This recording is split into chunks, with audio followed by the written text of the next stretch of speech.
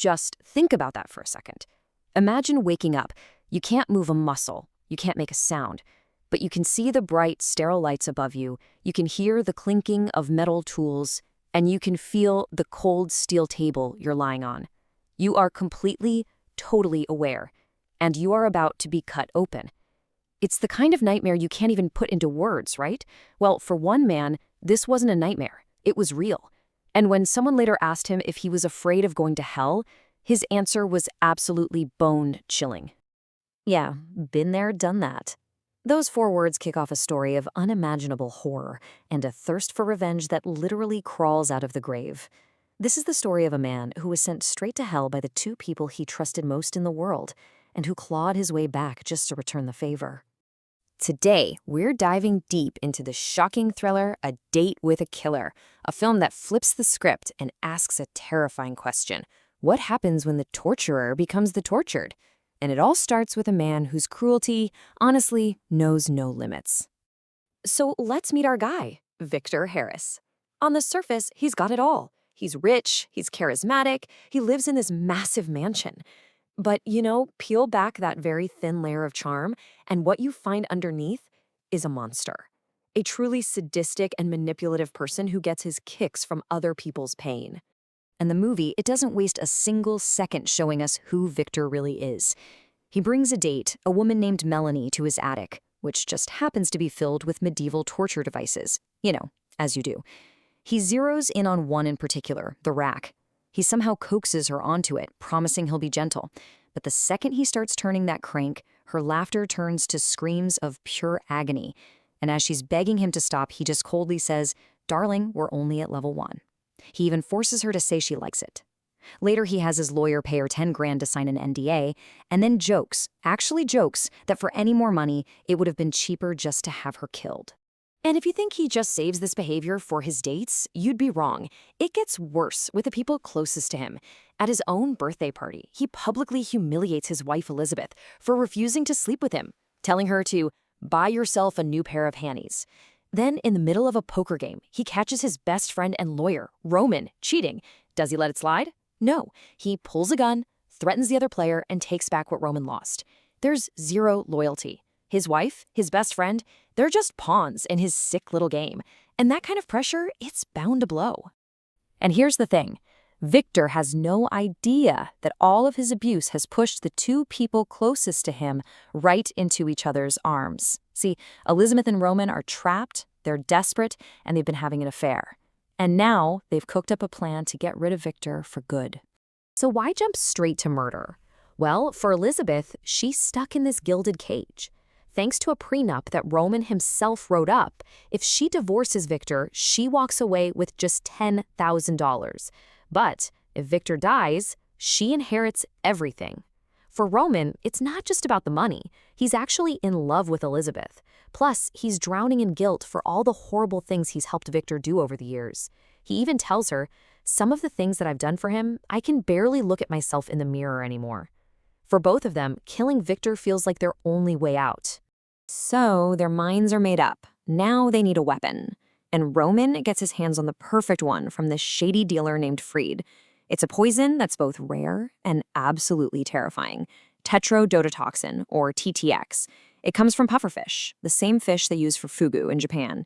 It's a famous delicacy, but if the chef messes up even a tiny bit, it's lethal. But this stuff, it's not just any poison. Freed explains its effects, and it is pure nightmare fuel. TTX is insanely lethal. It causes total paralysis. But here's the horrifying twist. It doesn't affect the brain. That means the victim is 100% conscious. They can see, they can hear, they can feel everything happening to them, but they can't move, can't speak, can't even blink. You're a prisoner inside your own body. And because it perfectly mimics clinical death, it is, in theory, the perfect untraceable murder weapon. With the poison ready, Elizabeth and Roman put their plan into action. But what they thought was going to be a simple, clean murder, well, it very quickly spirals into a total chaotic mess that threatens to expose everything. That night, Roman comes over for dinner. And in a moment that is just chillingly Tom, Elizabeth serves Victor a dish laced with the TTX.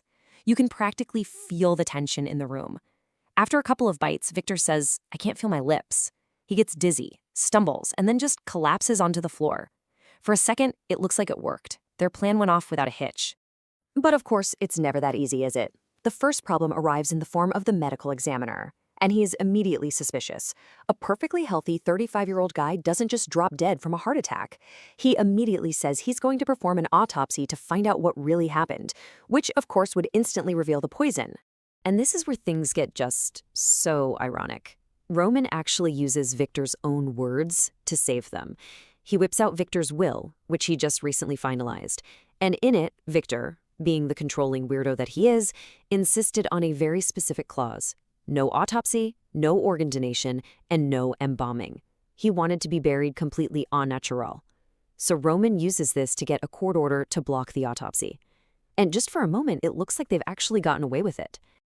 And right here, this is where our story takes its darkest, most twisted turn. Because while Roman and Elizabeth are breathing a sigh of relief, thinking they've committed the perfect crime, Victor is about to experience a fate that is so much worse than death. He is heading straight into a living nightmare. What happens next is just this brutal, ticking clock.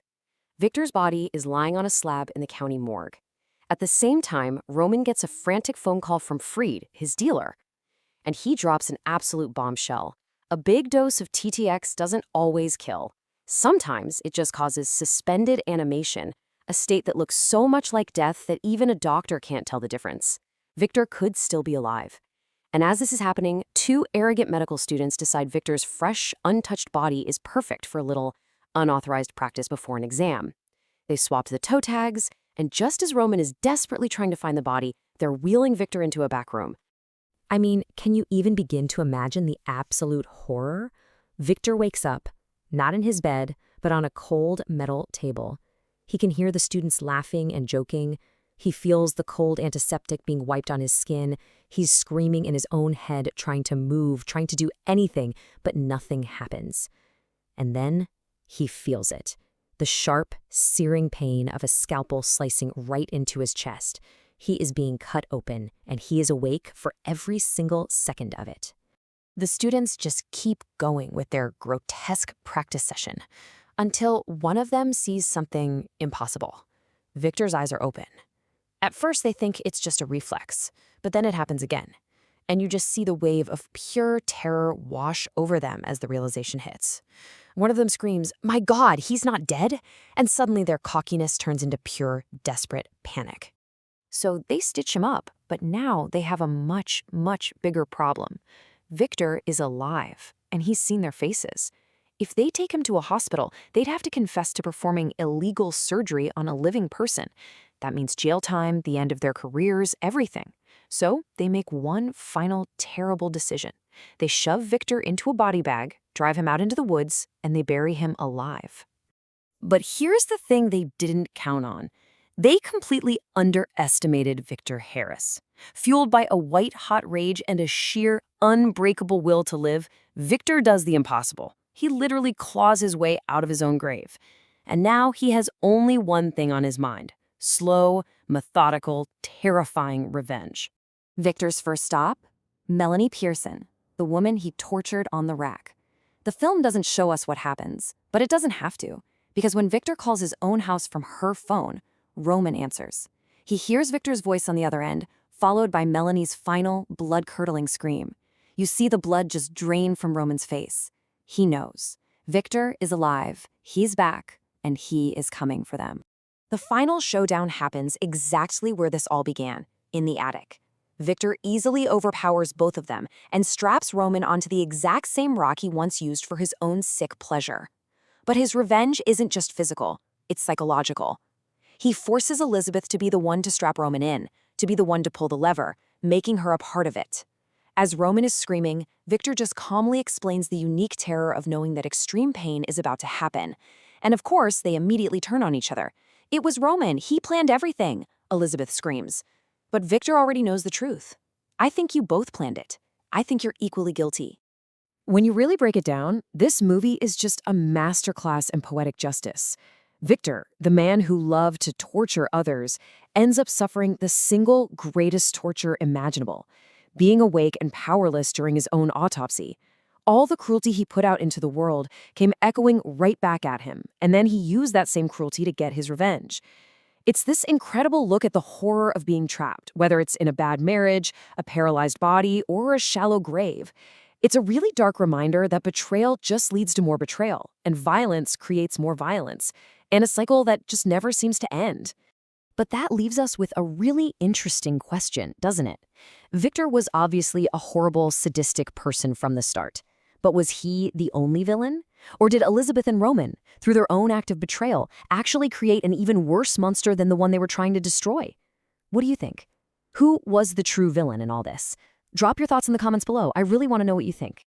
If you enjoyed breaking this down with me, do me a favor and hit that like button, subscribe to the channel, and make sure you ring that notification bell so you don't miss our next explainer.